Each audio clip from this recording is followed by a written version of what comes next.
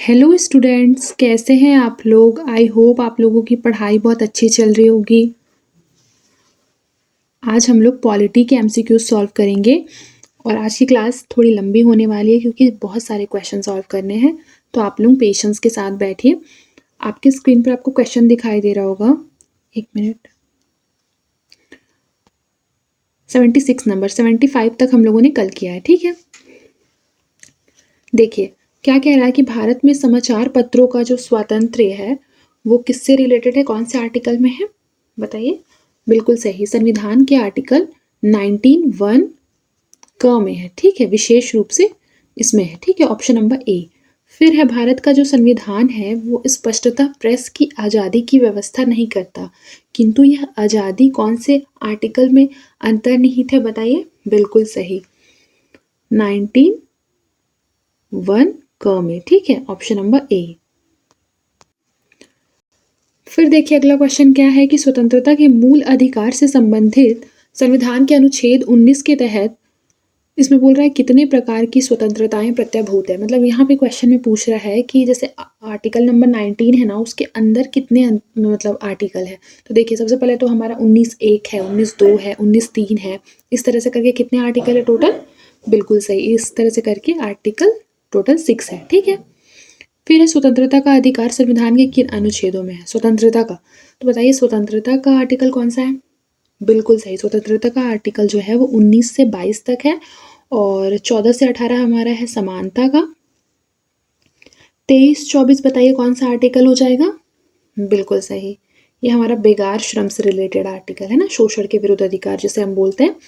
25 से 30 तो हमें पता है कि अल्पसंख्यकों का अधिकार है, ठीक है। तो इस तरह से इसका correct answer option number B हो जाएगा। अब आगे बढ़ते हैं। फिर देखिए मौलिक अधिकार संविधान के किस भाग में वर्णित है। तो काफ़ी इजी क्वेश्चन है, भाग 3 में है और हमें पता है भाग 4 में तो हमारा नीति निर्देशक तत्व है ना, ठीक है, याद रखिएगा ये सब। फिर उसके बाद है कि भारत के संविधान का जो भाग 3 है वो किससे, फिर वही मूल अधिकारों से रिलेटेड है। आगे देखते हैं। फिर मूल अधिकारों को सर्वप्रथम किस देश में संवैधानिक मान्यता प्रदान की गई थी। तो याद रखिएगा कि मूल अधिकार जो है वो भारत में लिया गया है संयुक्त राज्य अमेरिका से, और मूल अधिकारों को सर्वप्रथम संयुक्त राज्य अमेरिका में ही क्या किया गया है, संवैधानिक मान्यता प्रदान की गई है। फिर है भारतीय नागरिकों के मौलिक अधिकारों का वर्णन कौन से आर्टिकल में है बताइए। बिल्कुल सही, ये हमारा है आर्टिकल नंबर 12 से 35 तक हमारा फंडामेंटल राइट्स है, ठीक है। फिर उसके बाद हमारा 36 से लेके कितने तक है, 51, 36 से 51 तक क्या है, नीति निर्देशक तत्व। और आर्टिकल नंबर 51 जो है ना, उसी में हमारा क्या है, 51 क जिसे हम बोलते हैं, क्या है उसमें, मौलिक कर्तव्य, फंडामेंटल ड्यूटीज। आगे बढ़ते हैं। फिर देखिए मूल अधिकार मूल कहलाते हैं, क्यों क्यों मूल कहलाते हैं बताइए। क्योंकि वे मानव के प्राकृतिक और अप्रतिदेय अधिकार होते हैं, ऑप्शन नंबर डी। फिर देखिए भारत में मौलिक अधिकारों के संबंध में निम्न वक्तव्यों पर विचार कीजिए। पहला क्या दिया हुआ है कि यह राज्य कृति के विरुद्ध एक गारंटी है, ये बिल्कुल सही है। फिर है यह भाग 3 में है, बिल्कुल सही है। फिर ये सामाजिक, आर्थिक और राजनीतिक न्याय सुनिश्चित करते हैं। तो देखिए सबसे पहली बात तो ये सामाजिक और आर्थिक न्याय सुनिश्चित करते हैं, न कि राजनीतिक न्याय, ठीक है। तो ये हमारा क्या हो जाएगा, रॉन्ग हो जाएगा स्टेटमेंट। फिर है मूल अधिकारों के बिल की भांति नहीं है, मूल अधिकारों के बिल की भांति नहीं है, ठीक है। तो ये क्या हो जाएगा हमारा, बिल्कुल ये भी हमारा रॉन्ग हो जाएगा, ठीक है, क्योंकि ये नहीं है बल्कि मूल अधिकारों के बिल की।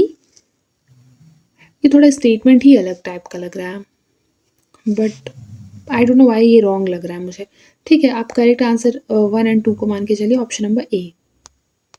फिर देखिए समानता का जो अधिकार है वो भारतीय संविधान के किन 5 अनुच्छेदों में दिया गया है। तो जो समानता का अधिकार है वो मैंने आपको पहले भी बताया कि 14 से 18 तक है, ठीक है। फिर भारतीय संविधान के निम्नलिखित अनुच्छेदों में से कौन सा ऐसा आर्टिकल है जो विधायन सत्ता पर पूर्ण नियंत्रण लगाता है। तो विधायन सत्ता पर पूर्ण नियंत्रण कौन सा लगाता है, आर्टिकल नंबर 14, ठीक है, ऑप्शन नंबर ए। फिर देखिए भारतीय संविधान की प्रस्तावना में प्रयुक्त समाजवाद शब्द को निम्नलिखित में से किस अनुच्छेदों के साथ मिलाकर पढ़ने से सर्वोच्च न्यायालय को समान कार्य के लिए समान वेतन का मौलिक अधिकार परिभाषित करने की शक्ति प्राप्त हुई है। तो ये हमें प्राप्त हुई है 14, 15 से 16, आर्टिकल नंबर 14, 15 से 16, ठीक है। फिर देखिए विधि के समक्ष समानता का जो अधिकार है, विधि के समक्ष समानता का अधिकार वो कौन से आर्टिकल में है? देखिए नहीं सॉरी, ये पूछ रहा है कि किस तरह का अधिकार है, तो ये हमारा नागरिक अधिकार है कि आर्थिक अधिकार है कि सामाजिक अधिकार है कि राजनीतिक अधिकार है, तो ये हमारा नागरिक अधिकार है, ठीक है। विधि के समक्ष समानता मतलब आर्टिकल नंबर 14 में ये चीज़ बोला गया है, याद रखिएगा। फिर अब भारतीय संविधान के अस्पृश्यता उन्मूलन से संबंधित कौन सा आर्टिकल है? तो हमें पता है कि अस्पृश्यता उन्मूलन जो है वो समानता के अधिकार के अंतर्गत आता है, जो कि आर्टिकल नंबर 17 है। ऑप्शन नंबर सी हमारा करेक्ट आंसर है। फिर देखिए निम्नलिखित में से भारतीय संविधान के कौन से अनुच्छेद में किसी भी रूप में अस्पृश्यता निषेध के लिए प्रावधान है? बताइए कौन सा ऐसा आर्टिकल है? तो आर्टिकल नंबर हमारा 17 है, मैंने अभी पहले भी बताया था। फिर समानता का जो अधिकार है वो भारतीय के लिए सुनिश्चित करता है, क्या सुनिश्चित करता है समानता का अधिकार? बिल्कुल सही, धार्मिक समानता भी करता है, आर्थिक समानता भी करता है और सामाजिक अधिकार भी करता है, ठीक है। हर तरह की समानता करता है, ठीक है। इस तरह से जो ऑप्शन नंबर डी ये हो जाएगा हमारा करेक्ट आंसर, ठीक है। फिर देखिए संविधान के किस अनुच्छेद में प्रावधानों के तहत भारत सरकार द्वारा भारत रत्न, पद्म विभूषण आदि अलंकरण प्रदान किए जाते हैं? तो ये हमारा आर्टिकल नंबर 18 के तहत है, ठीक है, ऑप्शन नंबर बी। फिर मौलिक अधिकारों को निलंबन कौन कर सकता है? बताइए। तो मौलिक अधिकारों का जो निलंबन है वो हमारे राष्ट्रपति जी कर सकते हैं। फिर मौलिक अधिकारों के बारे में सुनवाई करने का अधिकार किसको प्रदान किया जाता है? तो ये सर्वोच्च न्यायालय को, ऑप्शन नंबर ए। फिर संविधान में उद्घोषित मौलिक अधिकारों में संशोधन किया जा सकता है केवल संसद के द्वारा। फिर देखिए भारतीय नागरिकों को प्रदान किए गए मूल अधिकारों को निलंबित किया जा सकता है, ठीक है। कब किया जा सकता है? आपातकाल के समय किया जा सकता है। और ये चीज कहाँ से लिया गया है? ये हमारे जर्मनी के संविधान से लिया गया है, जिसे कि हम क्या बोलते हैं? वीमर संविधान बोलते हैं। क्या बोलते हैं? वीमर संविधान, ठीक है, बिल्कुल याद रखिएगा, ठीक है। फिर देखिए निम्नलिखित में से कौन से मामले उच्च न्यायालय तथा उच्चतम न्यायालयों की अधिकारिता में आते हैं? बताइए कौन से? बिल्कुल सही, मूल अधिकार का प्रवर्तन, ठीक है। फिर देखिए भारत के संविधान में मौलिक अधिकार है, बताइए मौलिक अधिकार है? बिल्कुल, मूल संविधान का हिस्सा। फिर है मौलिक अधिकारों का प्रमुख उद्देश्य क्या है? मौलिक अधिकारों का जो प्रमुख उद्देश्य है वो हमारा है उपर्युक्त सभी को सुनिश्चित करना, किस किस को? समाज के समाजवादी ढांचे को बढ़ावा देना, व्यक्तिगत स्वतंत्रता को सुनिश्चित करना और न्यायपालिका की स्वतंत्रता को सुनिश्चित करना। याद रखिएगा इस चीज को, ठीक है। इस तरह से ऑप्शन नंबर डी इसका करेक्ट आंसर हो जाएगा। फिर देखिए मूल अधिकारों को प्रवर्तित करने की शक्ति प्राप्त है, किसे प्राप्त है? बताइए। बिल्कुल सही, उच्चतम न्यायालय एवं उच्च न्यायालय को। फिर भारतीय संविधान में प्रदत्त मूलभूत अधिकारों को निलंबित करने वाली सत्ता कौन सी है? बिल्कुल सही, राष्ट्रपति है। ये तो मैंने अभी आपको पहले भी बताया था। देखिए आप इस क्लास को अगर कर लेते हैं तो याद रखिएगा कि आपके 1 डे के एग्जाम होंगे, या फिर आपका यूपीपीसीएस या फिर यूपीएससी हो, या फिर सीजीपीसीएस भी अभी आने वाला है वो हो। सारे एग्जाम में जो आपके फैक्ट्स होते हैं ना, जो कि हर एग्जाम में एक ही जैसे होते हैं, वही सेम चीज़ रिपीट होता है, वो आपको एक बार अच्छी तरह से रिवाइज हो जाएगा, पूरा कंठस्थ हो जाएगा, इस चीज़ की गारंटी है, ठीक है। क्योंकि आप देखिए क्या करना है, आपको क्लास को एकदम ध्यान से सुनना है। फिर अगर जो चीज़ आपको याद नहीं है उसके आपको शॉर्ट नोट्स बनाने हैं, फिर उसको हर सुबह क्या करना है? रिवाइज करना है। इसके बाद आपको कंठस्थ हो जाएगा, ठीक है। फिर देखिए निम्नलिखित में से मौलिक अधिकारों में से किसे बी.आर. अम्बेडकर ने संविधान का हृदय एवं आत्मा की संज्ञा दी थी? तो ये हमारा संवैधानिक उपचारों का अधिकार, जो कि ये हमारा आर्टिकल 32 है, ठीक है। संवैधानिक उपचारों के अधिकार को ही डॉक्टर अम्बेडकर ने क्या बोला था? संविधान का हृदय एवं आत्मा। फिर देखिए फिर क्या लिखा है, निम्नलिखित में से कौन सा ऐसा अधिकार है जो भारतीय संविधान के अनुच्छेद 32 के तहत क्या होता है? प्रवर्तित किए जा सकते हैं। बताइए कौन सा अधिकार है? मैंने तो अभी आपको बताया है, बिल्कुल सही, मौलिक अधिकार। फिर देखिए क्या लिखा है, मौलिक अधिकारों को लागू करने के लिए निम्नांकित में से किसी न्यायालय द्वारा क्या जारी किया जा सकता है? बताइए। तो मौलिक अधिकारों को लागू करने के लिए समादेश यानी कि रिट जारी किया जा सकता है। आपको रिट का अगर हिंदी नहीं पता होगा तो दिक्कत हो सकता है, इसलिए आप जैसे क्वेश्चन पेपर है तो उसमें इंग्लिश वाला ट्रांसलेशन देख सकते हैं, ठीक है। फिर लिखा है व्यक्तिगत स्वतंत्रता के लिए निम्नलिखित में से कौन सी रिट याचिका दायर की जा सकती है। बताइए, व्यक्तिगत स्वतंत्रता के लिए कौन सा रिट जारी किया जा सकता है। बिल्कुल सही, हेबियस कॉर्पस, ठीक है, याद रखिएगा। लिखा है कौन व्यक्तिगत स्वतंत्रता से संबंधित है, तो मैंने अभी आपको बताया कि हेबियस कॉर्पस, जिसे हम बंदी प्रत्यक्षीकरण कहते हैं। बंदी प्रत्यक्षीकरण का क्या अर्थ होता है कि जैसे बंदी प्रत्यक्षीकरण का तो ऐसे तो आप अर्थ देखेंगे तो सारे बुक्स में आपको मिलेंगे कि सशरीर रूप से पेश करना, ठीक है, किसको, बंदी को, है ना, कहाँ पे, कोर्ट में, ठीक है।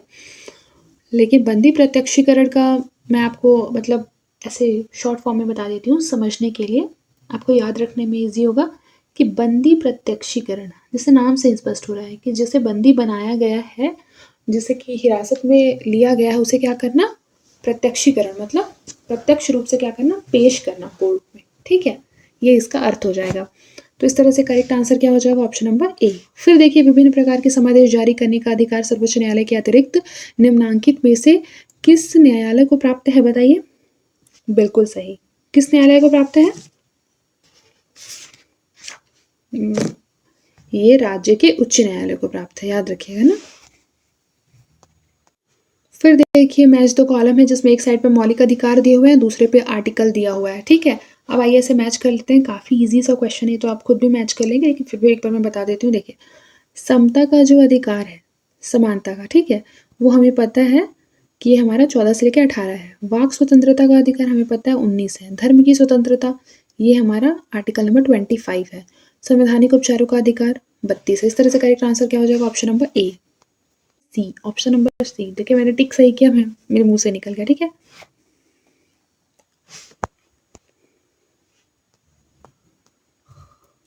फिर देखिए, फिर लिखा है मौलिक अधिकार में कौन सी बात जो है वो स्वतंत्रता नहीं है, ये पूछ रहा है।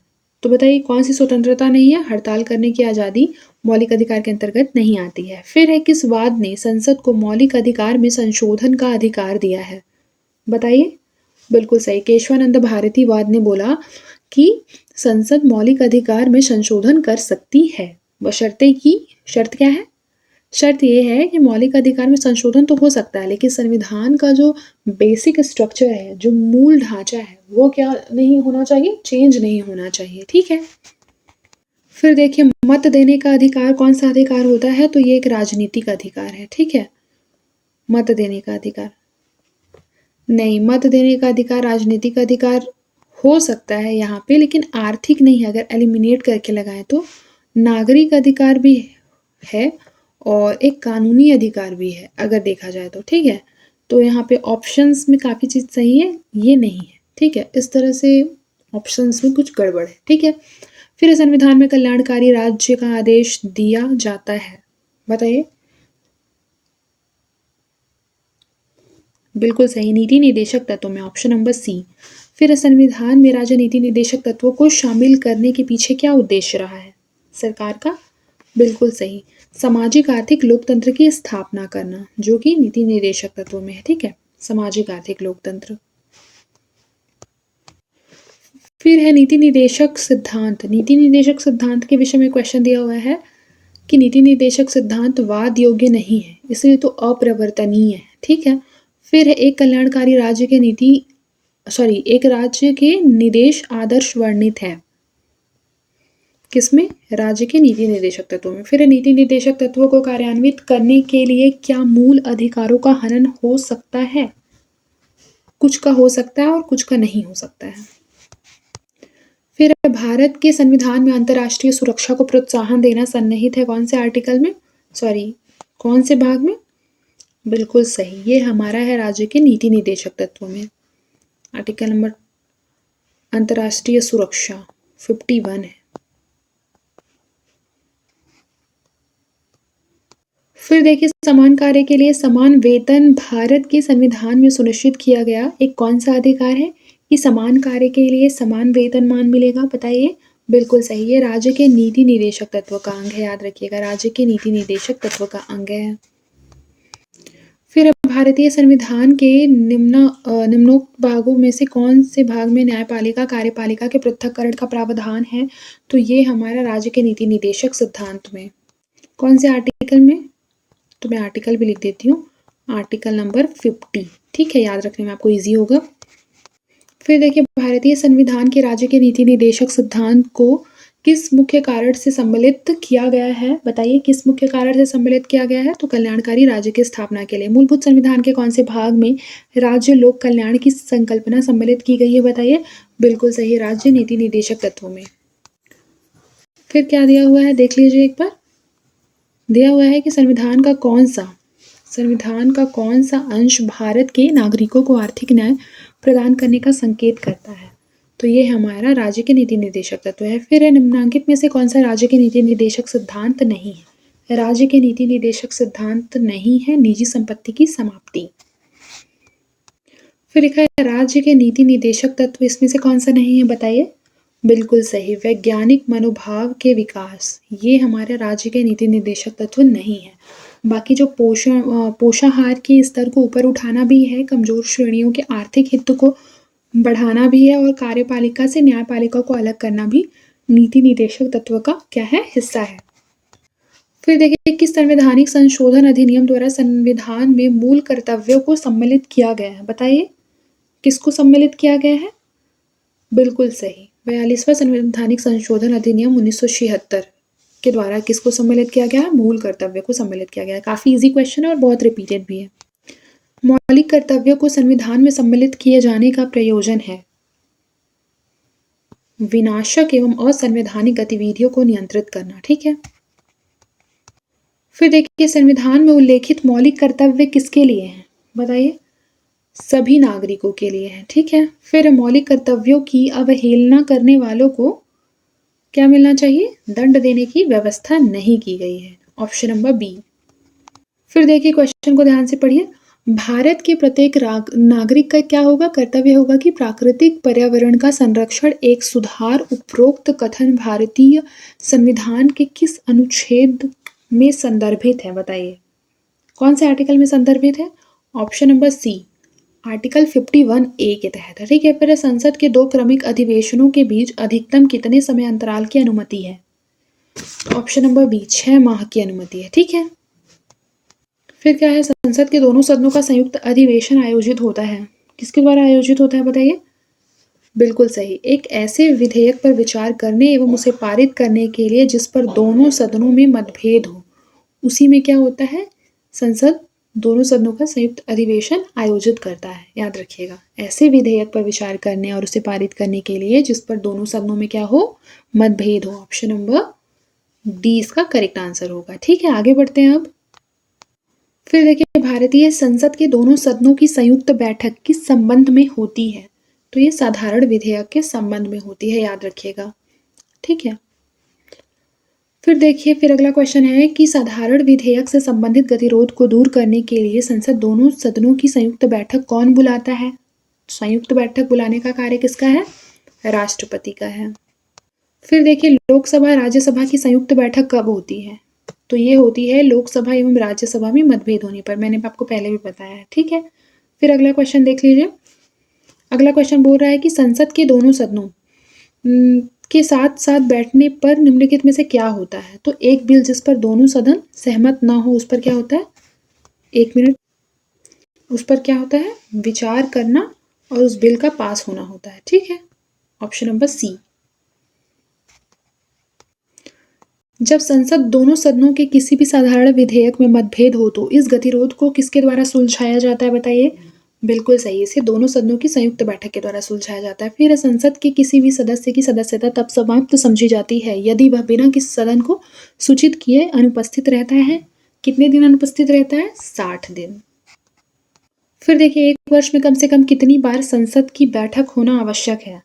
बताइए, कितनी बार बैठक होना आवश्यक है? 2 बार। फिर देखिए, भारत के संविधान में निम्नलिखित में से क्या कथित है? क्या कथित है? बताइए। देखिए, राष्ट्रपति संसद के किसी भी सदन का सदस्य नहीं होगा, ये कथित नहीं है। ठीक है। संसद जो है वो राष्ट्रपति और 2 सदनों से मिलकर बनेगी, जो कि कौन है? लोकसभा, राज्यसभा और राष्ट्रपति से मिलकर क्या बनती है? पार्लियामेंट बनती है। ठीक है, तो ये हमारा ऑप्शन नंबर डी सही है, क्योंकि ये सही है। ठीक है, फिर देखिए निम्न विधेयकों में से किसका एक भारतीय संसद के दोनों सदनों द्वारा अलग अलग विशेष बहुमत से पारित होना आवश्यक है? तो ये हमारा संविधान संशोधन विधेयक जो होता है ना, ऑप्शन नंबर डी, संविधान संशोधन विधेयक जो होता है उससे पारित है। ठीक है, संविधान संशोधक विधेयक जो है ना, वो दोनों सदनों द्वारा अलग अलग, और वो भी संविधान संशोधन विधेयक के लिए क्या लगता है? विशेष बहुमत लगता है। इस चीज को याद रखिएगा। ठीक है,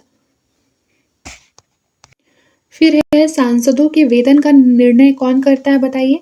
बिल्कुल सही, संसद करते हैं, पार्लियामेंट। फिर है संसद के कुल सदस्यों का कितना भाग वैधानिक चैम्बर की मीटिंग बुलाने के लिए आवश्यक गणपूर्ति है? बताइए कितना है? बिल्कुल सही, 1/10 है। फिर संसदीय प्रणाली वाली सरकार को अन्य किस नाम से जाना जाता है?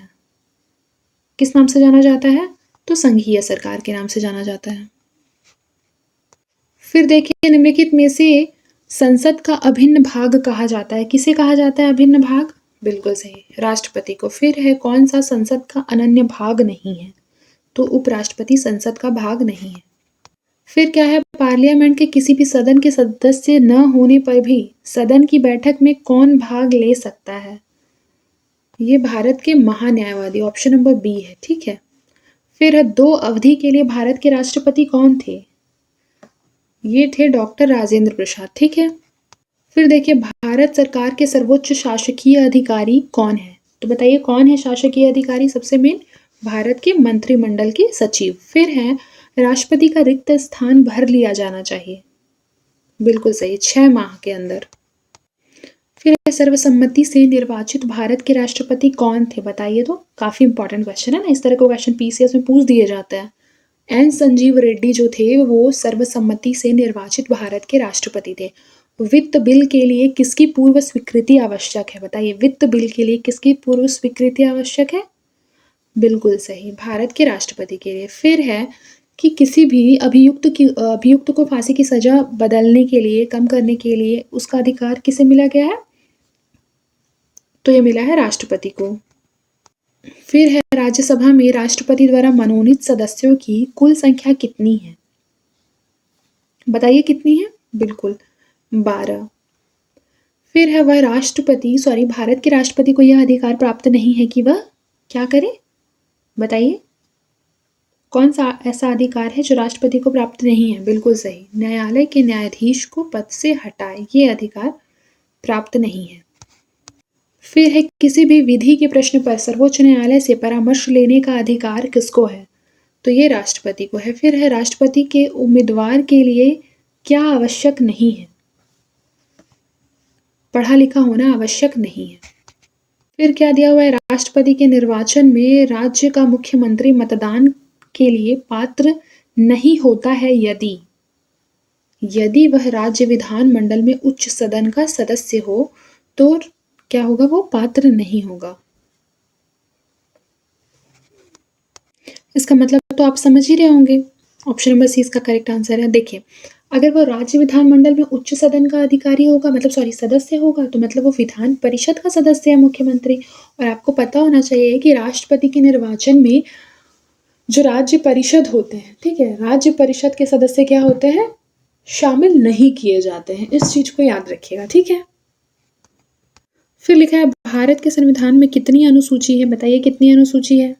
हम सबको पता है कि 12 अनुसूची है। ठीक है, तो इस तरह से ऑप्शन नंबर डी होगा। फिर भारत एक गणतंत्र है, इसका प्रावधान किया गया कौन से डेट को? बताइए। ये सीजीपीसीएस में पूछा गया क्वेश्चन है। ठीक है, ये सीजीपीसीएस में पूछा गया था 2023 में, इस क्वेश्चन को याद रखिएगा। ठीक है, ये हमारा 26 जनवरी 1950 को। ठीक है, और भारत एक गणतंत्र, इसका प्रावधान किया गया था 26 जनवरी 1950।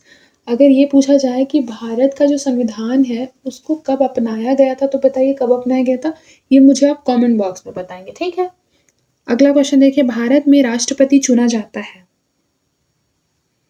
निर्वाचित सांसदों एवं विधानसभा के सदस्यों के द्वारा, ऑप्शन नंबर डी। फिर भारत के राष्ट्रपति के चुनाव के लिए चुनाव मंडल के सदस्य होते हैं, ये होते हैं लोकसभा में चुने गए सदस्य, राज्यसभा में चुने गए सदस्य और राज्य विधानसभा में चुने गए सदस्य। और ये क्वेश्चन मैंने आपको पहले ही बताया था कि राज्य विधान परिषद में चुने गए जो सदस्य होते हैं वो राष्ट्रपति के चुनाव के लिए क्या नहीं होते हैं, उसमें पार्टिसिपेट नहीं करते हैं। ठीक है, अगला क्वेश्चन देख लेते हैं अब। अगला क्वेश्चन है कि राष्ट्रपति के चुनाव में विवाद होने पर किसकी सलाह ली जाती है? किसकी सलाह ली जाती है? सर्वोच्च न्यायालय की। राष्ट्रपति उपराष्ट्रपति की अनुपस्थिति में कौन कार्यभार ग्रहण करेगा? तो सर्वोच्च न्यायालय के मुख्य न्यायाधीश ग्रहण करेंगे। देखिए, राष्ट्रपति नहीं है तो उपराष्ट्रपति करेंगे, और उपराष्ट्रपति भी नहीं है तो सर्वोच्च न्यायालय के मुख्य न्यायाधीश क्या करेंगे? पद ग्रहण करेंगे। ठीक है, बिल्कुल सही। लोकसभा द्वारा पारित विधेयक यदि राष्ट्रपति लोकसभा को पुनर्विचार के लिए लौटा देते हैं और लोकसभा उसे पूर्ववत पास करके राष्ट्रपति के पास भेज देती है तो राष्ट्रपति विधेयक को क्या करता है, बताइए? बिल्कुल सही, अनुमति दे देंगे। ठीक है, ऑप्शन नंबर सी। फिर देखिए, अध्यादेश जारी करने का जो अधिकार है वो राष्ट्रपति का कौन सा अधिकार है, बताइए? बिल्कुल सही, विधायी अधिकार है। ठीक है, और कौन से आर्टिकल के तहत आता है? आर्टिकल नंबर 123 के तहत आता है। फिर निम्नलिखित में से किसकी नियुक्ति राष्ट्रपति द्वारा की जाती है? बताइए, किसकी किसकी नियुक्ति राष्ट्रपति द्वारा की जाती है? तो वित्त आयोग के जो अध्यक्ष होते हैं ना, उनकी नियुक्ति की जाती है। योजना आयोग के उपाध्यक्ष की नहीं की जाती। संघ राज्य का मुख्यमंत्री इसकी भी नहीं की जाती है। ठीक है, वित्त आयोग के अध्यक्ष की जाती है। फिर देखिए, निम्नलिखित में से कौन सा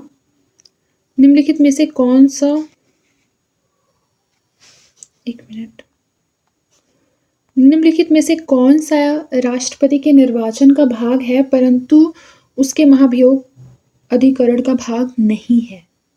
तो बताइए इसका करेक्ट आंसर क्या होगा? तो राज्यों की विधानसभाएं, याद रखिएगा। ठीक है, फिर उसके बाद है सर्वोच्च न्यायालय के न्यायाधीश भारत के राष्ट्रपति द्वारा हटाए जा सकते हैं। तो ये हो गए संसद में महाभियोग प्रस्ताव पारित होने पर ही हटाया जा सकता है, याद रखिएगा इस चीज को। ऑप्शन नंबर डी इसका करेक्ट आंसर है। ठीक है, ऑप्शन नंबर डी। फिर देखिए, बिना विधानसभा के सदस्य निर्वाचित हुए कोई मंत्री कितने समय तक पद पर बना रह सकता है? तो ये बने रह सकते हैं 6 माह तक। फिर भारत के राष्ट्रपति किसकी अनुशंसा पर लोकसभा को भंग कर सकते हैं? बताइए, राष्ट्रपति किसकी अनुशंसा पर लोकसभा को भंग कर सकते हैं? तो मैंने आपको पहले बताया था, मंत्रिपरिषद। फिर निम्नलिखित में से कौन केंद्र एवं राज्यों के बंटवारे के लिए मापदंडों की अनुशंसा करते हैं? तो ये करते हैं वित्त आयोग। ठीक है, फिर संविधान के किस अनुच्छेद में राज्यों द्वारा प्राथमिक शिक्षा मातृभाषा में दिए जाने का प्रावधान है? तो ये हमारा आर्टिकल नंबर 350A के अंतर्गत बोला गया है कि राज्यों द्वारा प्राथमिक शिक्षा जो है वो मातृभाषा में ही दिया जाएगा। ठीक है, फिर उपराष्ट्रपति के संबंध में निम्नलिखित में से कौन सा जो स्टेटमेंट है वो सही है? आइए देख लेते हैं। क्या कह रहा है कि वह राज्यसभा का पदेन अध्यक्ष होता है। ये स्टेटमेंट जो है ये बिल्कुल सही, ऑप्शन नंबर 20 का करेक्ट आंसर है। फिर देखिए, राज्यसभा की बैठकों की अध्यक्षता कौन करते हैं? बताइए, राज्यसभा की बैठकों की अध्यक्षता उपराष्ट्रपति करते हैं। फिर उपराष्ट्रपति के निर्वाचन में निर्वाचक मंडल के सदस्य कौन कौन होते हैं? ये भी काफी इंपॉर्टेंट क्वेश्चन है। तो संसद के जितने भी सदस्य होते हैं वो क्या होते हैं? उपराष्ट्रपति के निर्वाचन में निर्वाचक मंडल के मेंबर होते हैं। ठीक है, इस तरह से करेक्ट आंसर क्या होगा? ऑप्शन नंबर सी। फिर राज्यसभा का सर्वप्रथम गठन कब हुआ था? बताइए, काफी इंपॉर्टेंट क्वेश्चन है। बिल्कुल सही, ये हुआ था 3 अप्रैल 1952 को। याद रखिएगा 1952 को, और डेट भी याद रखिएगा क्योंकि देखिए सारे ऑप्शंस में 1952 दिया हुआ है। राज्यसभा का गठन कब हुआ था? सबसे पहली बार 1952 में, लेकिन डेट अगर पूछ दिया तो 3 अप्रैल 1952। फिर राज्यसभा की प्रथम बैठक कब हुई थी? ये कब है? ठीक है, प्रथम बैठक कब हुई थी बताइए? तो प्रथम बैठक जो है वो हुई थी 13 मई 1952। ठीक है, फिर उसके बाद है कि राज्यसभा के पहले समूह की सेवानिवृत्ति कब हुई थी? बताइए, बिल्कुल सही, 2 अप्रैल 1954 को। फिर राज्यसभा कब भंग की जाती है? बताइए, तो राज्यसभा कब भंग की जाती है? तो राज्यसभा कभी भंग नहीं होती है, याद रखिएगा इस चीज को। फिर है लोकसभा और राज्यसभा में गणपूर्ति संख्या क्या है? तो गणपूर्ति संख्या है कुल सदस्य संख्या का 1/10वां भाग। फिर है वह कौन सी सभा है जिसका अध्यक्ष उस सदन का सदस्य नहीं होता है? बताइए, बिल्कुल सही, राज्यसभा। फिर है लोकसभा की अधिकतम सदस्य संख्या कितनी हो सकती है? तो लोकसभा की जो अधिकतम सदस्य संख्या है वो हमारा 552 हो सकती है, ठीक है। ये पहले था, लेकिन अभी संख्या अभी कितनी है लोकसभा में, कितने मेंबर है अभी, 545, ठीक है। और अभी करंट में 2 लोग और हट गए हैं। कौन?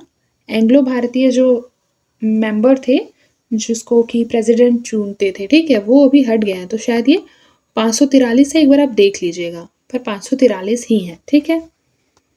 फिर अगला क्वेश्चन देख लीजिए कि लोकसभा का जो चुनाव है वो लड़ने के लिए इच्छुक व्यक्ति की न्यूनतम आयु कितनी होनी चाहिए। याद रखिएगा, लोकसभा पूछ रहा है ना, तो क्वेश्चन को ध्यान से पढ़िए, ठीक है।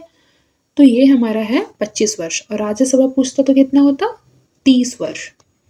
फिर देखिए, कौन सा राज्य सबसे अधिक प्रतिनिधि लोकसभा में भेजता है, बताइए। उत्तर प्रदेश, बिल्कुल सही, इसमें 80 सीट है। फिर है कि जो राष्ट्रपति हैं वो लोकसभा के 2 सदस्यों को निम्न का प्रतिनिधित्व देने के लिए नामित कर सकते हैं। तो एंग्लो इंडियन को, जो कि क्या हो गया है, अब बंद हो गया है, ठीक है। फिर लोकसभा में निम्नलिखित में से किसके लिए स्थान आरक्षित है। तो अनुसूचित जाति के लिए भी, अनुसूचित जनजाति के लिए भी, आंग्ल भारतीय वर्ग जो है उनके लिए पहले था, अब नहीं है। तो इन दोनों के लिए, और ऐसे ये पहले का क्वेश्चन है, तो इसमें जो उस टाइम पे के हिसाब से इसका आंसर होगा ऑल, ऑप्शन नंबर डी। फिर है प्रधानमंत्री की नियुक्ति राष्ट्रपति करते हैं, यह किस आर्टिकल में वर्णित है, बताइए। तो कौन सा ऐसा आर्टिकल है जो ये कहता है कि प्रधानमंत्री की नियुक्ति राष्ट्रपति ही करेंगे, बताइए। Article number 75, option number C इसका करेक्ट आंसर है, ठीक है, 75। फिर देखिए क्या कह रहा है कि भारत में प्रधानमंत्री पद के लिए उम्मीदवार की कम से कम उम्र कितनी होनी चाहिए। प्रधानमंत्री के लिए पूछ रहा है, ठीक है। मैंने आपको क्या बताया, लोकसभा का मेंबर बनने के लिए जितनी आयु चाहिए, प्रधानमंत्री बनने के लिए भी उतनी ही आयु चाहिए, मतलब कि 25 वर्ष, ठीक है। ऑप्शन नंबर ए इसका करेक्ट आंसर हो जाएगा, ठीक है। फिर देखिए, भारत के जो राष्ट्रपति हैं, सॉरी, भारत के जो प्रधानमंत्री हैं, वो क्या क्वेश्चन पूछ रहा है, राष्ट्रपति द्वारा चुने जाते हैं कि राज्य के मुख्यमंत्री द्वारा चुने जाते हैं, कि लोकसभा में बहुमत दल के नेता होते हैं, कि चुने नहीं जाते बल्कि वंशानुगत होते हैं। तो याद रखिएगा कि प्रधानमंत्री जो होते हैं वो लोकसभा में क्या होते हैं, बहुमत दल के नेता होते हैं, ऑप्शन नंबर सी। प्रधानमंत्री कौन बनता है, बताइए। तो लोकसभा में बहुमत दल के नेता, दोनों सिमिलर क्वेश्चन है। फिर अगला क्वेश्चन देखिए कि यदि भारत के प्रधानमंत्री संसद के उच्च सदन के मेंबर हैं तो क्या होगा, बताइए। तो चारों ऑप्शन है आपके पास, 1 मिनट खुद सोचिए। बिल्कुल सही, वे अविश्वास प्रस्ताव की स्थिति में अपने पक्ष में वोट नहीं दे सकेंगे, ठीक है। याद रखिएगा, ऑप्शन नंबर ए काफी इंपॉर्टेंट क्वेश्चन है, ठीक है। मंत्रिपरिषद व्यक्तिगत रूप से उत्तरदायी होते हैं किसके प्रति, राष्ट्रपति के प्रति। फिर है संघीय मंत्रिपरिषद के मंत्री उत्तरदायी होते हैं किसके प्रति, केवल लोकसभा के प्रति। भारत में किसी भी सदन का सदस्य हुए बिना कोई व्यक्ति कब तक मंत्री पद पर आसीन रह सकता है, तो मैंने ये आपको पहले भी बताया कि ये 6 माह तक। फिर भारत में वह मंत्री जो संसद के दोनों में से किसी भी सदन का मेंबर ही नहीं है, तो उसे मंत्री पद से मुक्त हो जाना पड़ता है कितने मंथ के बाद, बताइए।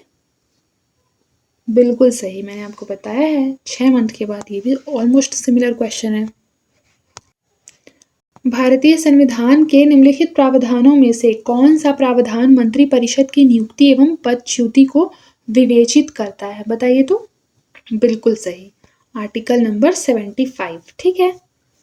फिर देखिए कि भारतीय संविधान का जो आर्टिकल नंबर 74 और 75 है वो किन विषयों पर विचार करता है, मंत्रिपरिषद पर विचार करता है, ठीक है। फिर देखिए, भारत के संविधान के अनुच्छेद 75(3) के अनुसार मंत्रिपरिषद निम्नलिखित में से किसके प्रति सामूहिक रूप से जिम्मेदार होता है, तो ये जिम्मेदार होता है लोकसभा के प्रति। फिर है संसदीय तंत्र में निम्नलिखित में से वास्तविक कार्यपालिका कौन है, तो वास्तविक कार्यपालिका मंत्रिपरिषद है। फिर है भारतीय संविधान में निम्नलिखित में से किस पद का उल्लेख नहीं है, बताइए।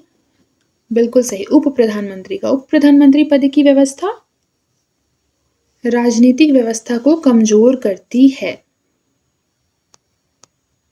फिर देखिए, लोकसभा अध्यक्ष अपना त्यागपत्र किसे सौंपता है, इस तरह के क्वेश्चंस बहुत पूछे जाते हैं, तो ये सौंपते हैं लोकसभा उपाध्यक्ष को। फिर है स्पीकर और डिप्टी स्पीकर की अनुपस्थिति में लोकसभा की अध्यक्षता कौन करता है? तो ये लोकसभा का सर्वाधिक वरिष्ठ सदस्य, ठीक है, ऑप्शन नंबर ए। लोकसभा का सचिवालय सीधे नियंत्रित होता है लोकसभा अध्यक्ष के द्वारा, याद रखिएगा। फिर देखिए, भारतीय संसद के दोनों सदनों के संयुक्त अधिवेशन की अध्यक्षता कौन करते हैं? तो लोकसभा के अध्यक्ष करते हैं। फिर लोकसभा में किसी विधेयक को धन विधेयक के रूप में कौन प्रमाणित करते हैं? तो लोकसभा के अध्यक्ष ही प्रमाणित करते हैं। फिर निम्नलिखित में से किस समिति का पदेन अध्यक्ष होते हैं वो लोकसभा अध्यक्ष होते हैं? बताइए। बिल्कुल सही, नियम समिति के जो अध्यक्ष होते हैं वो लोकसभा के अध्यक्ष होते हैं। फिर प्रत्येक राज्य में महाधिवक्ता की नियुक्ति निम्नलिखित में से किसके द्वारा की जाती है? राज्यपाल के द्वारा की जाती है। राज्य में, याद रखिएगा।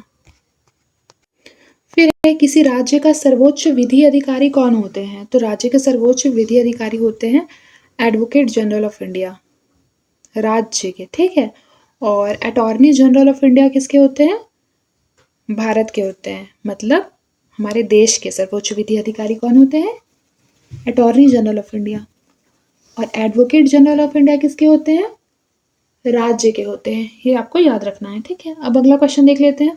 क्या कह रहा है कि भारत का सॉलिसिटर जनरल क्या होता है? बताइए। राष्ट्रपति को सलाह देने के लिए एक कानूनी अधिकारी होता है। फिर लिखा है कि कानूनी विषयों पर केंद्र सरकार को परामर्श कौन देता है? तो ये देते हैं महान्यायवादी, जिसे कि हम क्या कहते हैं? Attorney general of India. फिर देखिए, निम्नलिखित कर्तव्यों में से कौन से एक का भारत के नियंत्रक एवं महालेखा परीक्षक द्वारा पालन नहीं किया जाता? तो याद रखिएगा, सभी व्यापार, निर्माण, लाभ एवं हानि लेखाओं की परीक्षा करना, उनके संबंध में प्रतिवेदन प्रस्तुत करना, ये जो है ना, ये सीएजी जो होते हैं, भारत के नियंत्रक महालेखा परीक्षक, वो नहीं करते हैं, क्योंकि यहाँ क्या लिखा है? सभी व्यापार, निर्माण, लाभ, हानि, सभी। देखिए, सबसे पहले तो बहुत एक्सट्रीम सेंटेंस है, मैंने ये वाला ट्रिक आपको पहले बताया, ठीक है, ऑल। देखिए, पहली बात तो कि सरकारी व्यापारी, मतलब सरकारी अगर व्यापार होगा तो करेंगे, ठीक है, प्राइवेट व्यापार का सीएजी नहीं करते हैं, ये आपको याद रखना है, ठीक है। और बाकी ये करते हैं, मतलब इसका करेक्ट आंसर हो जाएगा ऑप्शन नंबर सी। बाकी ये करते हैं, देखिए, भारत के संचित निधि से होने वाली सभी व्ययों की लेखा परीक्षा करना इनका कार्य होता है और उनके संबंध में प्रतिवेदन प्रस्तुत करना। आकस्मिकता निधि एवं लोक सेवाओं से, लोक लेखाओं से होने वाले सभी व्ययों की लेखा परीक्षा करना एवं उनके संबंध में प्रतिवेदन प्रस्तुत करना, ये भी क्या होता है? महालेखा परीक्षक का कार्य होता है। फिर है सार्वजनिक धन की प्राप्ति। सार्वजनिक धन की प्राप्ति निर्गम का नियंत्रण करना, यह सुनिश्चित करना कि सार्वजनिक राजस्व राजकोष में जमा है कि नहीं, ये सब कार्य भी भारत के नियंत्रक एवं महालेखा परीक्षक द्वारा किया जाता है, ठीक है। फिर देखिए, अगला क्वेश्चन क्या है कि क्या भारत का नियंत्रक एवं महालेखा परीक्षक पद ग्रहण के पूर्व शपथ लेता है? पद ग्रहण के पूर्व शपथ लेता है? तो इसका करेक्ट आंसर क्या हो जाएगा? ऑप्शन नंबर ए, कि हाँ, लेता है। फिर निम्नलिखित में से किसकी नियुक्ति लोक धन के व्यय की निगरानी के लिए संसदीय प्रहरी के रूप में की जाती है? तो किसकी की जाती है? नियंत्रक एवं महालेखा परीक्षक, जिसे कि हम सीएजी कहते हैं, ठीक है, controller and auditor general of India.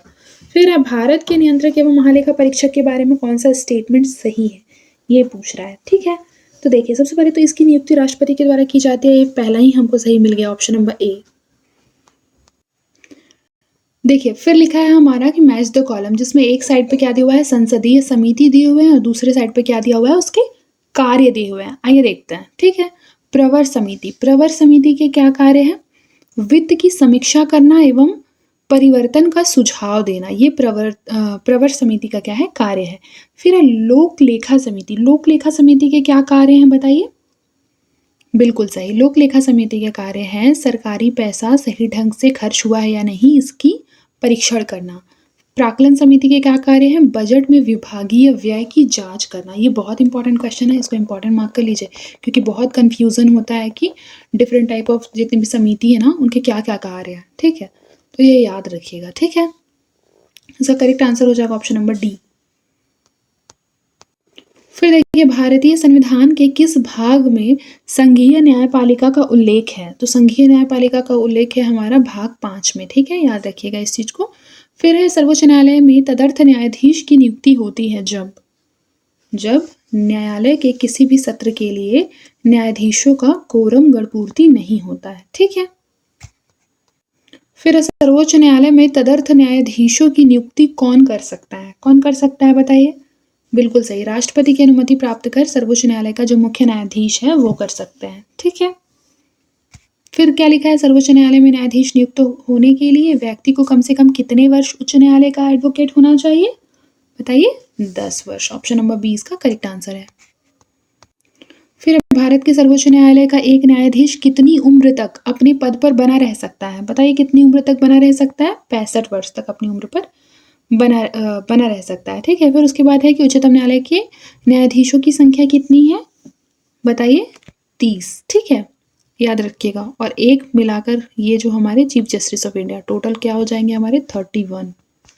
ठीक है। फिर देखिए, सर्वोच्च न्यायालय का न्यायाधीश कितनी आयु तक कार्यरत रहता है? बताइए। बिल्कुल सही। कितनी वर्ष तक? तो ये हमारा 65 वर्ष है, जो कि ऑप्शन में नहीं है, तो करेक्ट आंसर हो जाएगा डी, उपर्युक्त में से कोई नहीं। फिर क्या लिखा है कि सर्वोच्च न्यायालय के न्यायाधीशों को उसके पद से केवल किन प्रमाणित आधारों पर हटाया जा सकता है? तो ये हटाया जा सकता है कदाचार एवं असमर्थता, मतलब ऑप्शन नंबर सी, दोनों। ठीक है, सी। फिर देखिए, 2 या अधिक राज्यों या संघीय प्रदेश के लिए एक सामान्य उच्च न्यायालय की स्थापना की जा सकती है किसके द्वारा? संसद द्वारा कानून बनाकर। ऑप्शन नंबर बी, उच्च न्यायालय के क्षेत्राधिकार को घटाने या बढ़ाने का अधिकार किसे प्राप्त है? बताइए। बिल्कुल सही, संसद को। फिर क्या है? उच्च न्यायालय के मुख्य न्यायाधीश की नियुक्ति कौन करता है? बताइए तो, कौन करता है? राष्ट्रपति। फिर उच्च न्यायालय के न्यायाधीशों की नियुक्ति के लिए राष्ट्रपति निम्न में से किससे परामर्श करता है? तो ये सर्वोच्च न्यायालय के मुख्य न्यायाधीश को, संबंधित राज्य के उच्च न्यायालय के मुख्य न्यायाधीश को, संबंधित राज्य के राज्यपाल, यानी कि ऑप्शन नंबर डी, ऑल। फिर क्या है? किसी भी राज्य के उच्च न्यायालय के न्यायाधीशों के जो वेतन भत्ते होते हैं वो निम्नलिखित में से कौन सी निधि पर भारित होते हैं? बताइए। बहुत इजी क्वेश्चन है, संचित निधि पर भारित होता है। ठीक है। इसमें क्या बोल रहा है? क्वेश्चन क्या है कि राज्य के उच्च न्यायालय के न्यायाधीशों के वेतन भत्ते। देखिए, उच्च न्यायालय का जो न्यायाधीशों का वेतन भत्ते होते हैं ना, ये बहुत याद रखने वाला है कि ये राज्य के संचित निधि पर भारित होते हैं। राज्य के संचित निधि, जो कि क्या दिया हुआ है? ऑप्शन नंबर डी में दिया हुआ है। ठीक है। लेकिन अगर राज्य के उच्च न्यायालय के न्यायाधीशों के पेंशन के विषय में बोलेगा तो वो भारत की संचित निधि पर भारित होते हैं। ये दोनों ही फैक्ट याद रखिएगा। फिर देखिए, उच्च न्यायालय के न्यायाधीश किस आयु तक अपना पद धारण कर सकते हैं? बताइए। बिल्कुल सही, 65 वर्ष तक। फिर किसी भी भारतीय राज्य के राज्यपाल से संबंधित निम्नलिखित में से कौन सा जो स्टेटमेंट है वो सही नहीं है? तो देखिए, यदि संबंधित राज्य की विधायिका उसे पद से हटाने के लिए प्रस्ताव पारित करती है तो वह पद मुक्त क्या होता है? हो सकता है। तो ये क्या है? ये रॉन्ग है। ठीक है, यही स्टेटमेंट सही नहीं है, याद रखिएगा। फिर देखिए, राज्यों के राज्यपाल से संबंधित संविधान के अंतर्गत किसके प्रति अपने आचरण के लिए उत्तरदायी होते हैं? बताइए। किसके प्रति होते हैं? राष्ट्रपति के। फिर भारतीय संविधान के अनुसार राज्यों की विधायिका में कौन कौन सम्मिलित है? कौन कौन सम्मिलित है? राज्यपाल है, विधानसभा एवं विधान परिषद जहां इसका अस्तित्व है। ठीक है, वो सम्मिलित है किसमें?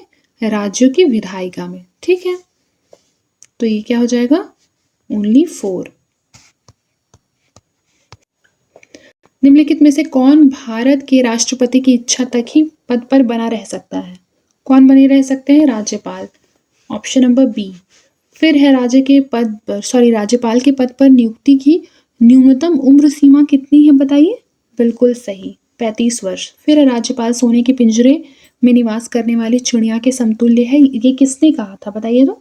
सरोजनी नायडू ने कहा था। फिर अब भारत के किस राज्य में राज्यपाल शासन लागू करने का संवैधानिक प्रावधान है? तो ये है जम्मू कश्मीर। लेकिन अब ये क्या हो गया है? हट गया है ना, आर्टिकल 370। ठीक है, तो ये क्वेश्चन हटा दीजिए। फिर है राज्यपाल विधान परिषद के कितने सदस्यों को मनोनीत कर सकते हैं? बताइए। राज्यपाल विधान परिषद के कितने सदस्यों को मनोनीत कर सकते हैं? बिल्कुल सही, 1/12। ठीक है, ऑप्शन नंबर डी। फिर राज्यपाल के अभिभाषण का क्या अर्थ है? विधानमंडल के दोनों सदनों की संयुक्त बैठक में दिया गया अभिभाषण, याद रखिएगा, ऑप्शन नंबर सी। फिर भारत के किसी भी राज्य की राज्यपाल बनने वाली प्रथम महिला कौन थी? बताइए, सरोजनी नायडू। फिर किसकी अनुमति के बिना राज्य की विधानसभा में कोई भी धन विधेयक पेश नहीं किया जा सकता है? तो ये राज्यपाल है। राज्य की विधानसभा में बोल रहा है ना, और ऐसे राष्ट्रपति होगा। ठीक है, अगर देश की भी संसद में बोलेगा तो। ठीक है, फिर है कि राज्य के शासन का वास्तविक अध्यक्ष कौन होता है? तो ये मुख्यमंत्री होते हैं। और फिर मुख्यमंत्री की नियुक्ति किसके द्वारा की जाती है? राज्यपाल के द्वारा। फिर क्या है, मुख्यमंत्री की नियुक्ति संविधान के किस अनुच्छेद के तहत की जाती है? बताइए, किस अनुच्छेद के तहत की जाती है? अनुच्छेद 163 के तहत की जाती है। फिर सामान्यतः राज्यों के मुख्यमंत्री विधानसभा में बहुमत दल के नेता होते हैं। पहले भी हमने ये वाला पढ़ चुका है पिछले क्वेश्चन में। ठीक है, फिर है योजना आयोग के पदेन अध्यक्ष कौन होते हैं? तो ये हमें पता है कि प्रधानमंत्री होते हैं। उस टाइम पे योजना आयोग था, अभी ये वर्तमान में क्या है? नीति आयोग है। याद रखिएगा, नीति आयोग। भारत के योजना आयोग के संबंध में निम्नलिखित में से कौन सा स्टेटमेंट सही है? बताइए, कौन सा स्टेटमेंट सही है योजना आयोग से संबंधित, जो कि वर्तमान में क्या है? नीति आयोग है। देखिए, लिखा है कि योजना आयोग का संविधान में कोई उल्लेख नहीं है। नहीं है, बिल्कुल। फिर है इसका उपाध्यक्ष सदस्यों के लिए कोई निश्चित कार्यकाल भी नहीं होता। बिल्कुल सही है। फिर है कि इसके सदस्य के लिए कोई निश्चित योग्यता भी निर्धारित नहीं की गई है। ये भी सही है। इस तरह से ऑप्शन नंबर डी क्या हो जाएगा? इसका करेक्ट आंसर हो जाएगा। फिर अगला क्वेश्चन देख लीजिए। अगला क्वेश्चन कह रहा है कि अंतर्राज्यीय परिषद का निर्माण किसके द्वारा होता है? तो संवैधानिक प्रावधान है। ठीक है, और बताइए कौन सा आर्टिकल है ये? आप मुझे कमेंट बॉक्स में बताएंगे कि किस आर्टिकल में अंतर्राज्यीय परिषद के निर्माण के बारे में बोला गया है। ठीक है, फिर संघ लोक सेवा आयोग के सदस्य अपना त्याग पत्र किसे सौंपते हैं? किसे सौंपते हैं? राष्ट्रपति को। फिर संघ लोक सेवा आयोग के सदस्य की पदावधि कितनी होती है? बताइए, कितनी होती है? बिल्कुल सही, 6 वर्ष या 65 वर्ष की आयु, जो भी पहले हो। ठीक है, फिर देखिए नीचे दिए हुए 2 स्टेटमेंट है। क्या बोल रहा है कि संघ लोक सेवा आयोग एक स्वतंत्र संगठन है। ठीक है, तो स्वतंत्र संगठन नहीं है। ठीक है, ये तो बेसिकली आर्टिकल 315 में इसका उल्लेख है। ठीक है, फिर उसके बाद है कि संघ लोक सेवा आयोग एक संवैधानिक निकाय है। ये बिल्कुल सही है। तो इस तरह से ऑप्शन नंबर डी क्या हो जाएगा? हमारा करेक्ट आंसर हो जाएगा।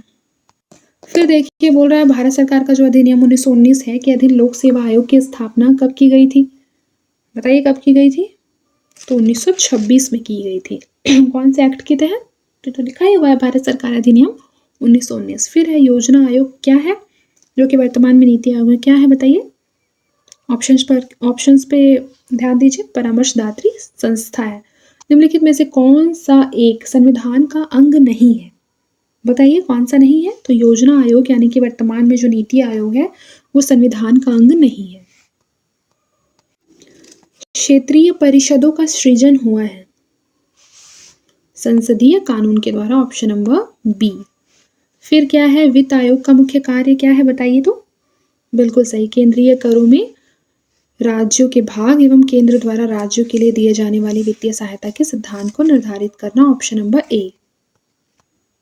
फिर देखिए, केंद्र और राज्य के बीच धन के बंटवारे के संबंध में कौन राय देता है? बताइए, कौन राय देता है? तो वित्त आयोग। फिर है कि देखिए, वित्त आयोग हमारा कौन से आर्टिकल में है? तो याद रखिएगा ना, आर्टिकल 280 में। ठीक है, फिर उसके बाद संविधान के किस अनुच्छेद द्वारा अखिल भारतीय सेवाओं का प्रावधान किया गया है? तो ये हमारा 312 में है, अखिल भारतीय सेवा, आर्टिकल नंबर 312। मुख्य चुनाव आयुक्त को पदच्युत किया जा सकता है संसद के दोनों सदनों के द्वारा सदस्यों के 2/3 बहुमतों से प्रमाणित कदाचार के आधार पर, यानी ऑप्शन नंबर डी।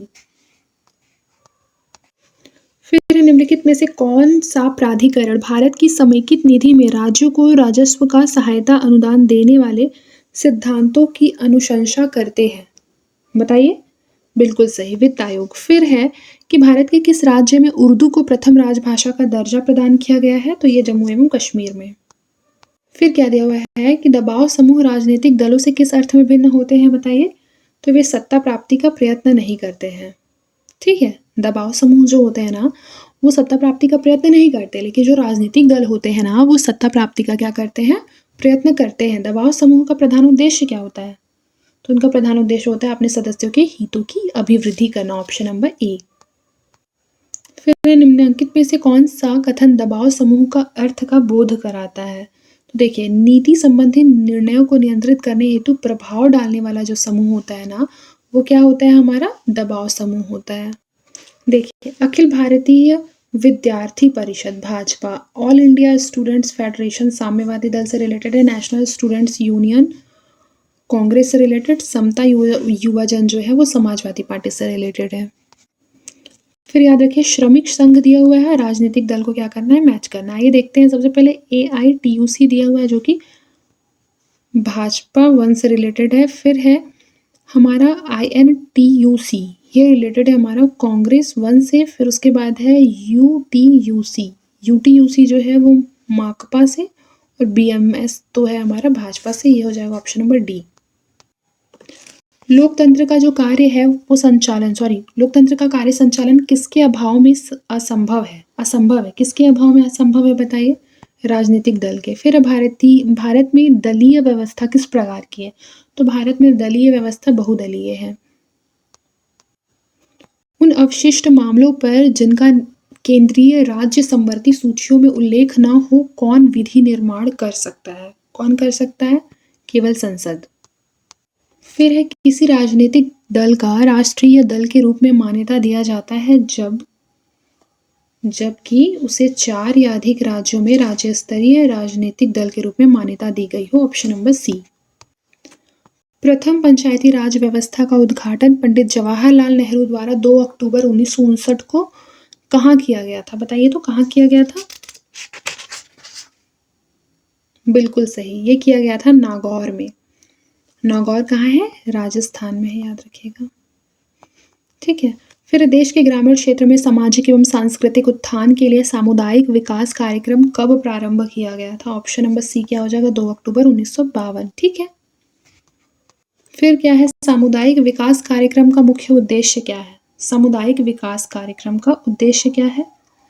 विकास में जनता का सहयोग सुनिश्चित करना। Option number D. Panchayati Raj किसके अंतर्गत स्वशासन की इकाई के रूप में संगठित किया गया? किसके द्वारा? ऑप्शन नंबर सी, राज्य के नीति निर्देशक तत्वों के द्वारा।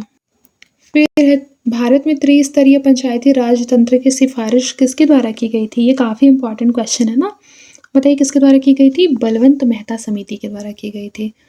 फिर है कि भारत सरकार द्वारा सामुदायिक विकास योजना की शुरुआत किसके द्वारा की गई थी? बताइए।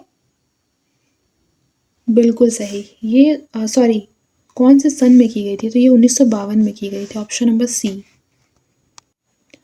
भारत में पंचायती राज अधिनियम कब लागू हुआ? ये भी काफ़ी इंपॉर्टेंट क्वेश्चन है। बताइए कब लागू हुआ था? 24 अप्रैल 1994 में। ठीक है, याद रखिएगा इस चीज़ को, मतलब इस डेट को याद रखिएगा। फिर पंचायत के चुनाव कराने हेतु निर्णय किसके द्वारा लिया जाता है? ये भी इंपॉर्टेंट है। बताइए किसके द्वारा लिया जाता है? बिल्कुल सही, राज्य सरकार के द्वारा। Option number B. Panchayati Raj संस्थाओं के संगठन के 2 स्तर होने का सुझाव दिया। किसने दिया था? बताइए। अशोक मेहता समिति ने। फिर पंचायती राज के चुनाव में राजनीतिक दलों को खुले तौर से चुनाव चिन्हों के आधार पर भाग लेने देने का सुझाव किस समिति ने दिया? बताइए किस समिति ने दिया? बिल्कुल सही, अशोक मेहता समिति ने।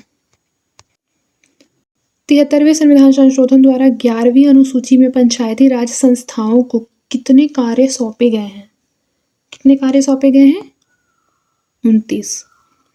फिर उसके बाद है 73वें संविधान संशोधन के अनुसार पंचायती राज संस्थाओं में अध्यक्ष के कम से कम कितने पद महिलाओं के लिए आरक्षित किए गए हैं? तो ये तो हम सबको पता है कि 1/3। ऑप्शन नंबर ए। फिर 73वां संविधान संशोधन किससे रिलेटेड है? बताइए।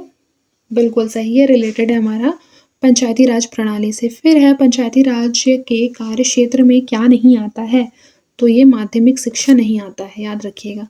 ग्रामीण सड़क आते हैं, ग्राम उद्योग आते हैं, कृषि उत्पादन आते हैं, लेकिन माध्यमिक शिक्षा नहीं आती है। पंचायती राज संस्थान के अधिकतम आय का स्रोत क्या है? तो ये हमारा सरकारी अनुदान। ऑप्शन नंबर सी। पंचायत समिति का गठन होता है अनुमंडल स्तर पर। ठीक है। फिर उसके बाद है 74वां संविधान संशोधन किससे संबंधित है? बताइए। बिल्कुल सही, नगर पालिका परिषद से। फिर नगर पालिका संस्थाएं अपनी निधि हेतु किस पर निर्भर करती हैं? सरकारी अनुदान पे। Option number B. 12वीं अनुसूची में नगर पालिका संस्थाओं को कितने कार्य सौंपे गए हैं? 17 कार्य। पंचायती राज का प्रधान लक्ष्य क्या है? ग्रामवासियों में शक्ति का विकेंद्रीकरण, ऑप्शन नंबर सी। प्रजातांत्रिक विकेंद्रीकरण का मुख्य उद्देश्य क्या है? तो ये है जनता को राजनीतिक रूप से जागृत करना, ऑप्शन नंबर सी। स्थानीय निकाय चुनाव के लिए उम्मीदवारों की न्यूनतम आयु सीमा क्या है? तो ये हमारा है 21 वर्ष। फिर है निम्नलिखित में से कौन जनता द्वारा प्रत्यक्ष निर्वाचित होते हैं? बताइए कौन होते हैं? सबसे पहले तो प्रधान होते हैं, सरपंच होते हैं और पंच होते हैं। ये हमारे क्या होते हैं? प्रत्यक्ष रूप से निर्वाचित होते हैं। ठीक है। पंचायत स्तर पर राज्य सरकार का प्रतिनिधित्व कौन करता है? बताइए कौन करता है? तो सरपंच करते हैं, ऑप्शन नंबर सी। आज के लिए बस इतना ही। मिलते हैं नेक्स्ट क्लास में। तब तक के लिए अपना ख्याल रखिए और मन लगाकर पढ़ाई करते रहिए।